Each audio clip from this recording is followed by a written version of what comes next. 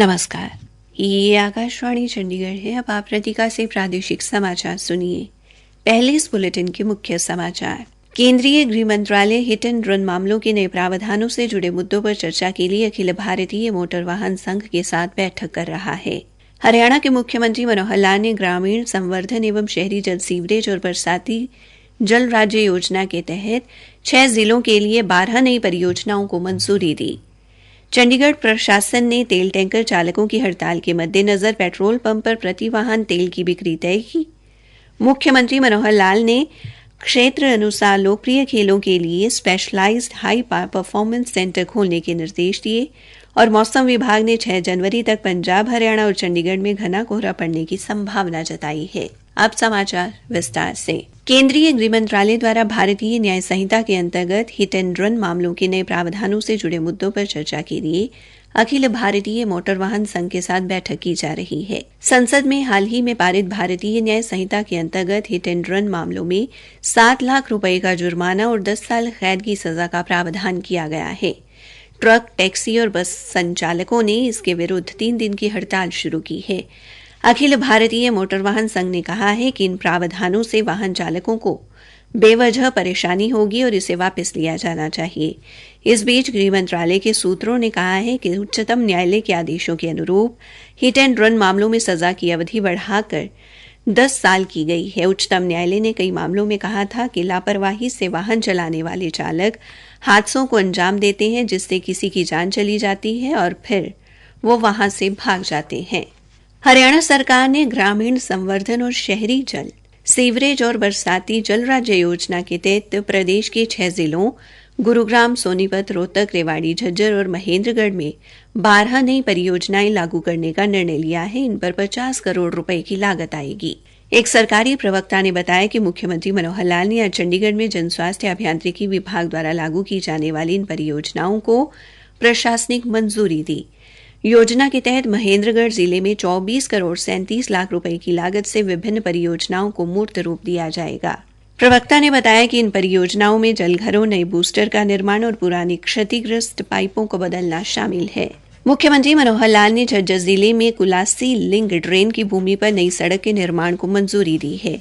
इस सड़क के निर्माण पर 9 करोड़ 97 लाख रुपए की लागत आएगी। सरकारी प्रवक्ता ने बताया कि प्रस्तावित सड़क, जिसकी कुल लंबाई लगभग 5 किलोमीटर है, जो एक तरफ बहादुरगढ़ नाहरा नाहरी सड़क और दूसरी तरफ सांखोल बाराही सड़क के साथ जुड़ेगी। इसके अलावा ये सड़क सांखोल बाराही सड़क से लगभग 1 किलोमीटर पर प्रस्तावित उत्तरी बाईपास के साथ मिलेगी।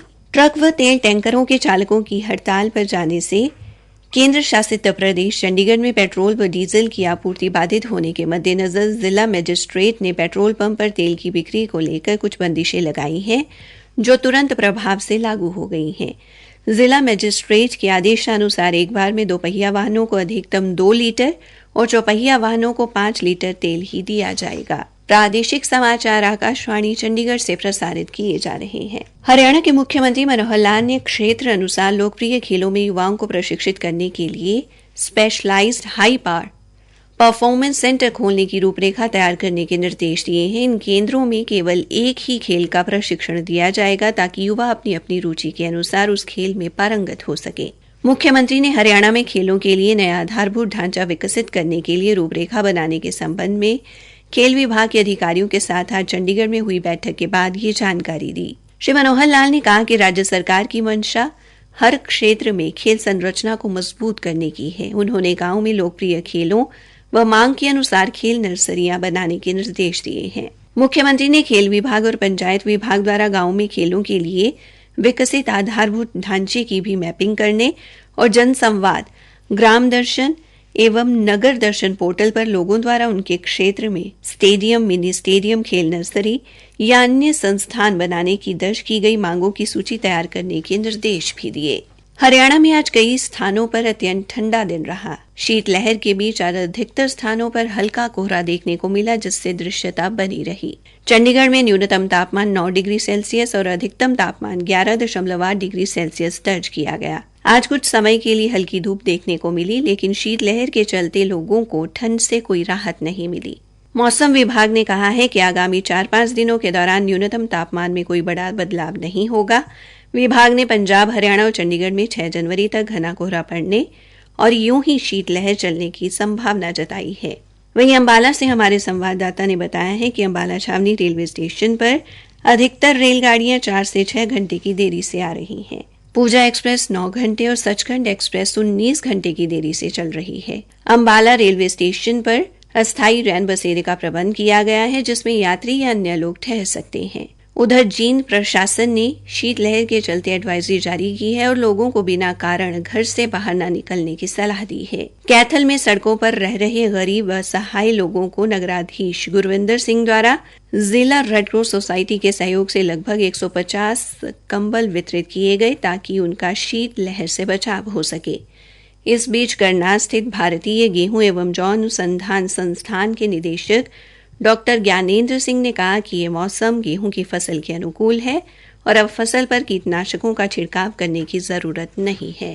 दूरसंचार विभाग द्वारा 37 और तकनीकी उत्पादों को सरल प्रमाणन योजना के अंतर्गत लाया गया है। इससे कारोबार को आसान बनाने में प्रोत्साहन मिलेगा। इन तकनीकी उत्पादों में मीडिया गेटवे, आईपी सुरक्षा उपकरण, आईपी टर्मिनल, ऑप्टिकल फाइबर तथा ट्रांसमिशन टर्मिनल उपकरण शामिल हैं।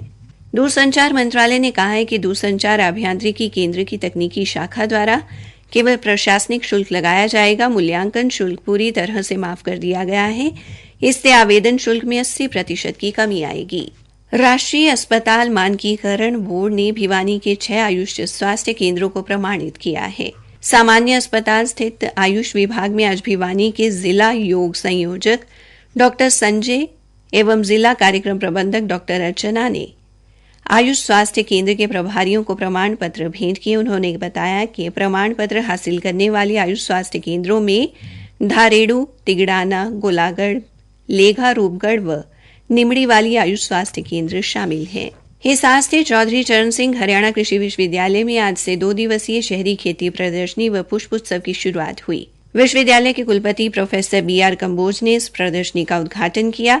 उन्होंने कहा कि प्रदर्शनी में पहुंचकर लोग जान पाएंगे कि बिना भूमि और कम पानी में घर में किस तरह से सब्जियां, फलदार और फूलदार पौधे उगा सकते हैं। उन्होंने कहा कि शहरी खेती अपनाकर लोग अपनी आय में वृद्धि कर सकते हैं। करनाल स्थित भारतीय गेहूं एवं जौ अनुसंधान संस्थान ने प्राकृतिक एवं जैविक खेती को बढ़ावा देने के लिए शोध कार्य शुरू किया है। संस्थान के निदेशक डॉक्टर ज्ञानेंद्र सिंह ने साल भर की उपलब्धियों का लेखा जोखा प्रस्तुत करते हुए मीडिया को ये जानकारी दी और कहा कि रसायनों व उर्वरकों के स्वास्थ्य पर होने वाले दुष्प्रभाव व मिट्टी की उपजाऊ शक्ति कम होने के मद्देनजर प्राकृतिक खेती की तरफ जाना अब जरूरी हो गया है। उन्होंने कहा कि राज्य एवं केंद्र सरकार फसल विविधीकरण को बढ़ावा दे रही है ताकि मृदा के स्वास्थ्य को ठीक रखा जा सके। डॉक्टर ज्ञानेंद्र ने कहा कि किसानों को फसल के अवशेषों व गोबर से खाद बनाने के लिए भी प्रेरित किया जा रहा है।